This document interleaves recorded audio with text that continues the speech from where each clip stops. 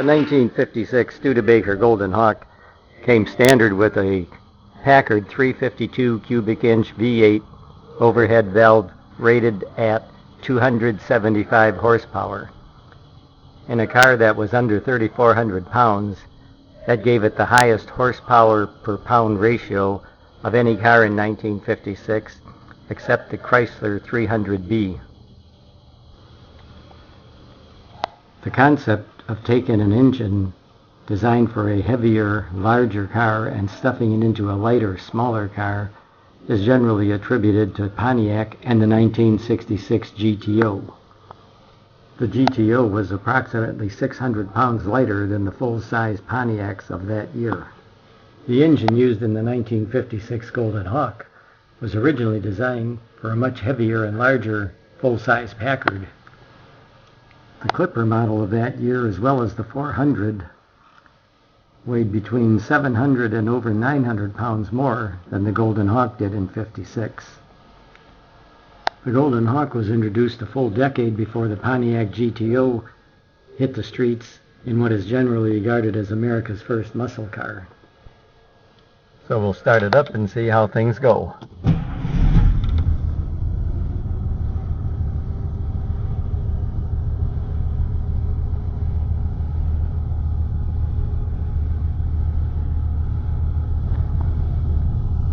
The gear shift quadrant on the '56 Golden Hawk with the Packard twin Ultramatic transmission went from left to right: park, neutral, drive, low, and reverse. The drive range has two forward driving ranges, indicated by a triangle at each side of the letter D on the selector quadrant. The left-hand triangle position in drive range is provided for all normal forward driving. It reduces engine speed and provides smoother starting from a complete stop. This position is normally used when starting on ice or in snow when gradual rear wheel traction is desired. With the selector in the left-hand diamond next to the D, the transmission only shifts one time.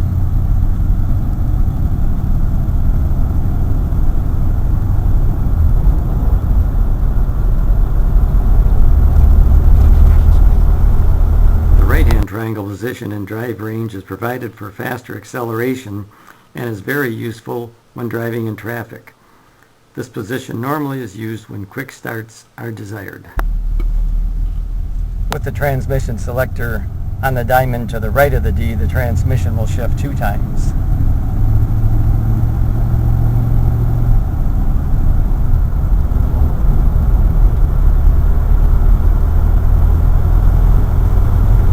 Range is used in deep sand or on long, hard pulls.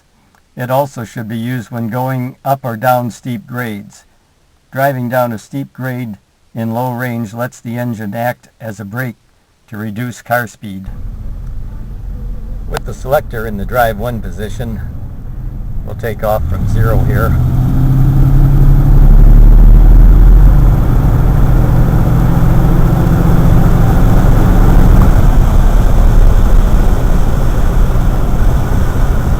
Got us up to about 55.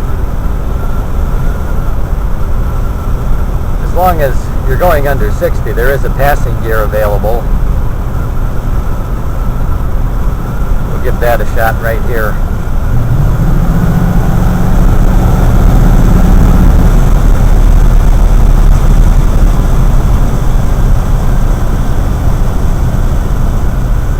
I'm going to shift into the second drive position now. In this case, the transmission should shift two times. There's one, there's the other. The passing gear, a little more substantial here. We'll try it about 40.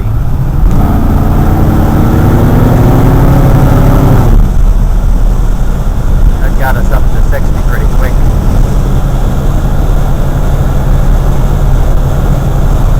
Kind of foggy out today.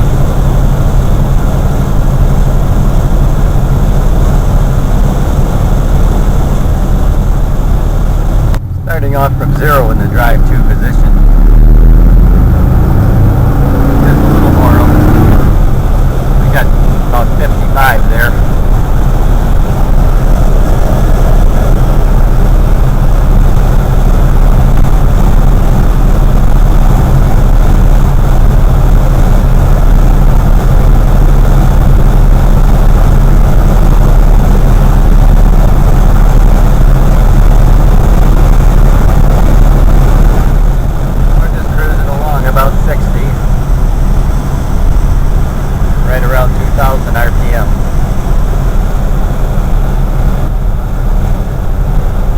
Any of the drive reports from the older magazines from 1956, virtually every one had nothing but praise to say about the 56 Golden Hawk.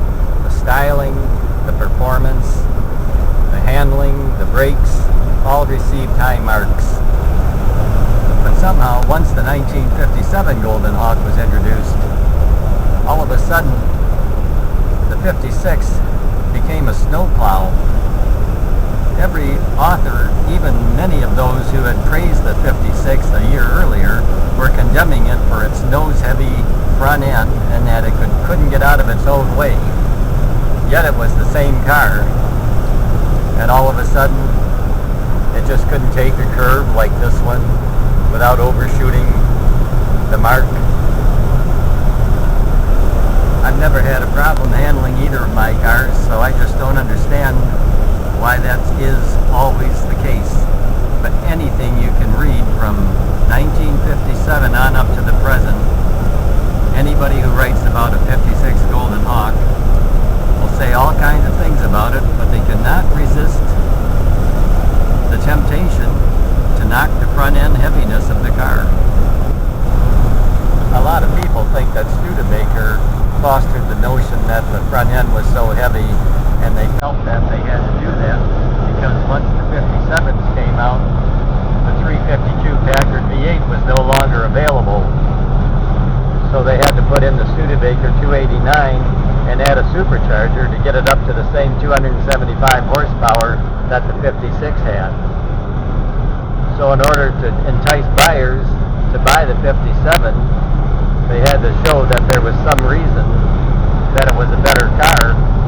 So they began knocking the 56. Of course, this is just a theory, but it does make a lot of sense when you look at all those 1956 magazine drive reports. So if you've been shying away from buying a 56 Golden Hawk because you've read all these reports about how terrible it is to handle, I'd say take one for a drive. Give it a try.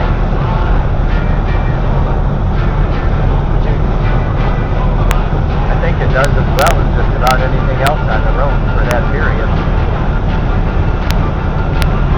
We're just cruising along about 65 here, and I just don't have a problem